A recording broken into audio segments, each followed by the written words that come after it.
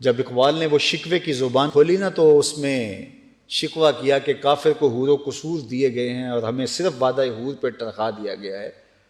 تو اس کا پھر جواب بھی آیا کہ تم میں کوئی حوروں کا چاہنے والا ہی نہیں، جلوائے طور تو موجود ہے کوئی موسیٰ ہی نہیں، کوئی طلب سے وہاں آ کر کے جھولی پھیلا کے مانگنے والا ہی نہیں. تمہارے اندر دولت عثمانیوں ہی نہیں ہے. دولت مند تو جب حالات تھوڑے تلخ ہو جاتے ہیں تو وہ اور تنگی کر دیتا ہے، ذخیرہ اندوزی کرنے بیٹھ جاتا ہے.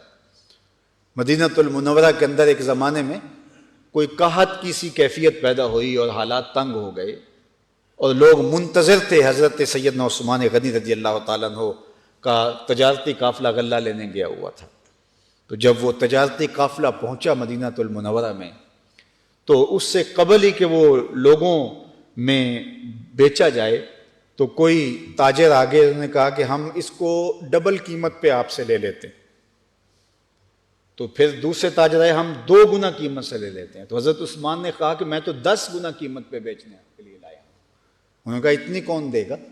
کہا کہ ایک ہے جو مجھ سے 10 گنا قیمت میں خریدے گا. اللہ!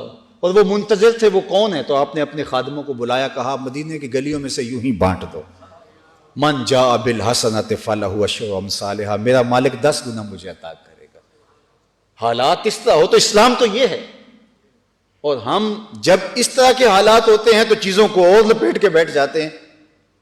تو پھر کیا مصیبت ہو. یہ پیٹرول مہنگا ہوا ہے تو رات لائنیں لگی تھی، وہ چاہ رہے تھے کہ 12 بجے کے بعد ہی سیل کریں. آپ مجھے یہ بتائیے کہ ایک روٹین کی سیل ہو رہی ہے اور خریدا بھی اس حساب سے اور نفع میں بیچا جا رہا ہے. تو یہ ہم خود اپنے آپ کو دیکھیں، ہم کھڑے کہاں ہیں. جب میں کہتا ہوں الہی میرے احوال دیکھ، حکم ہوتا ہے اپنا نامہ اعمال دیکھ. تو کہا کہ تم دوستیاں لگاتے ہو ان سے اور ان کی دوستیوں پر فخر ہے، تمہیں ناز ہے ان کی دوستیوں پہ. اور دوسری طرف اسلام تمہاری زبان کے اوپر سے اسلام ہے. تمہارے اندر اسلام ہوتا تو کبھی خیانت نہ کرتے.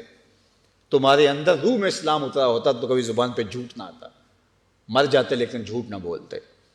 تمہاری روح میں اسلام اترا ہوتا تو کیسے تم غنائم کو ہڑپ کر لیتے، کیسے تم حکومتی خزانے کو نوچتے، کیسے تم جو ہے وہ لوگوں کی زندگی تلخ کر دیتے، کیسے تم ذخیرہ اندوزی کرتے، کیسے تم جھوٹی قسمیں کھاتے، کیسے تم اپنے ہمسائے کو تکلیف دیتے، کیسے تم راستے کو بند کر کے اپنی ضرورت کے لیے کھڑے ہو جاتے اور راستے بند کر کے لوگوں کو اذیت پہنچاتے اور تکلیفیں پہنچاتے.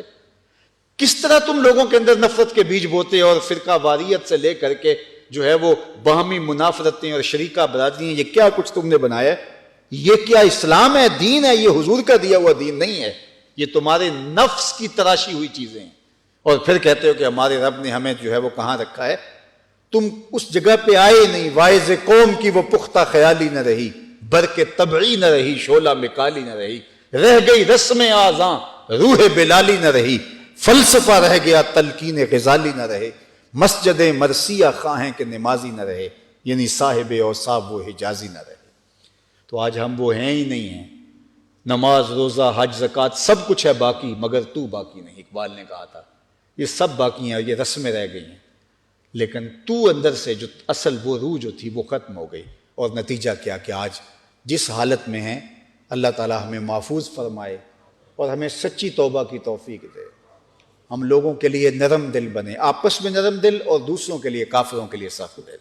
لیکن ہم کافروں کے لیے نرم اور اپنوں کے لیے سخت بنیں، اور جس کا نتیجہ جو ہے وہ ہمارے سامنے ہے. اللہ میرے وطن کی حفاظت فرمائے اور اپنی امان میں رکھے. وصلی اللہ